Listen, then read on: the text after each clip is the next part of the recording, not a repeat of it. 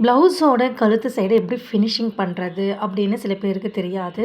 Straight க்ளாத்தை எடுத்துட்டு கழுத்தை finishing பண்ணுவாங்க. அந்த மாதிரி பண்ணக்கூடாது. கிராஸ் கட்டு கொடுத்துட்டா நம்ம வந்து அந்த ஃபினிஷிங் பண்ணோம். அது எப்படின்னு நான் இப்போ சொல்ல போகிறேன் பாருங்கள். ஃபஸ்ட்டு ஒரு கிளாத் எடுத்துகிட்டு அதை வந்து க்ராஸாக போடணும். கட்டு க்ராஸாக இங்கே பாருங்கள், அப்படி க்ராஸாக போடணும். அப்படி இழுத்தா பெண்ட் ஆகணும். அதுதான் க்ராஸ் கட்டு. நீங்கள் ஸ்ட்ரைட்டாக போட்டிங்கன்னா அந்த ஷோல்டரில் அந்த ஷேப் வந்து நிற்காது. நெக்கு ஷேப் வந்து நிற்காது.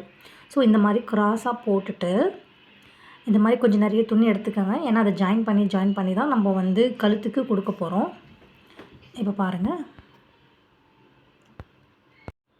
பாருங்கள் இந்த மாதிரி க்ராஸாக வச்சுட்டு இங்கே பாருங்கள், நான் எப்படி துணி வைக்கிறேனோ அந்த மாதிரி தான் ஸ்டிச் பண்ணணும். அந்த கூர்மை சைடு மேலே இருக்கணும். அங்கே பாருங்கள், அந்த ஒரு சைடு மேலே வைக்கிற சைடு கூர்மை சைடு மேலே இருக்கணும். கீழே வைக்கிற கூர்மை சைடு இந்த பக்கம் இருக்கணும், கோன் சைடு.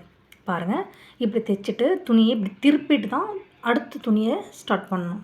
இங்கே பாருங்கள், நான் எப்படி வைக்கிறேனோ அதே மாதிரி வைங்க. ஆப்போசிட்டாக வைக்கணும். இங்கே பாருங்கள், அதே மாதிரி இது மாதிரி தேவையான துணியெல்லாம் க்ராஸ் கட்டை இப்படி அட்டாச் பண்ணிவிட்டு எடுத்துகிட்டு அந்த துணியை தான் நம்ம நெக்குக்கு வைக்க போகிறோம்.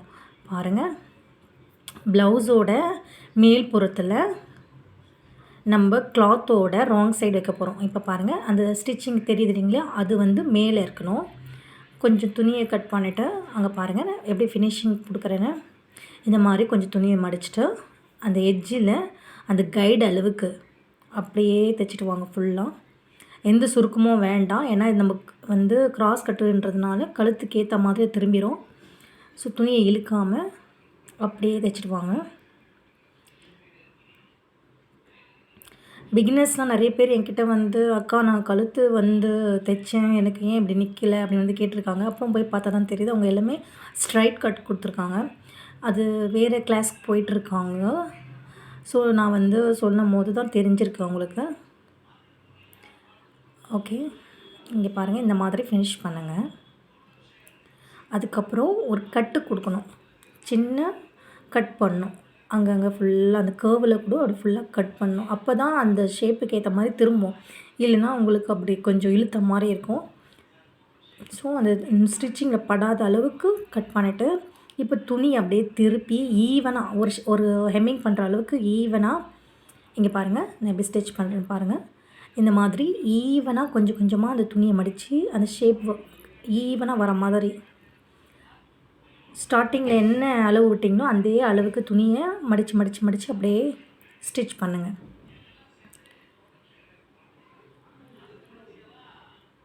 மேலே ஸ்டிச் பண்ணக்கூடாது, இந்த கீழே ஜாயிண்டில் ஸ்டிச் பண்ணணும். ஏன்னா அது நாங்கள் மடித்து தைக்கும் போது அப்படியே அது வந்து ஃபினிஷிங் லைனாக காமிக்கும்.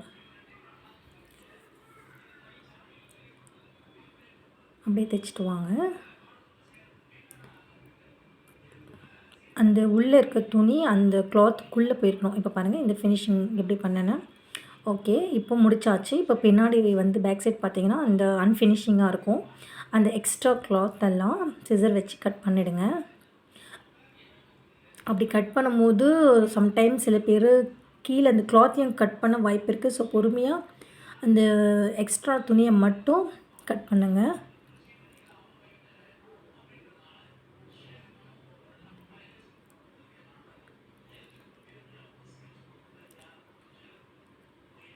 நான் வந்து என் வீடியோவில் வந்து நிறைய ஸ்டிச்சிங் டெய்லரிங் பற்றி தான் போடுறேன். உங்களுக்கு என்னோடய வீடியோ பிடிச்சிருந்தா சப்ஸ்கிரைப் பண்ணிவிட்டு லைக் பண்ணுங்கள். இங்கே பாருங்கள், இப்போது இதை அப்படியே மடிச்சுட்டு ஹெம்மிங்கோ இல்லை ஸ்டிச்சிங்கோ பண்ணலாம். இங்கே பாருங்கள், இதுதான் ஹெம்மிங் பண்ணுறது. இதை அப்படியே மடிச்சுட்டு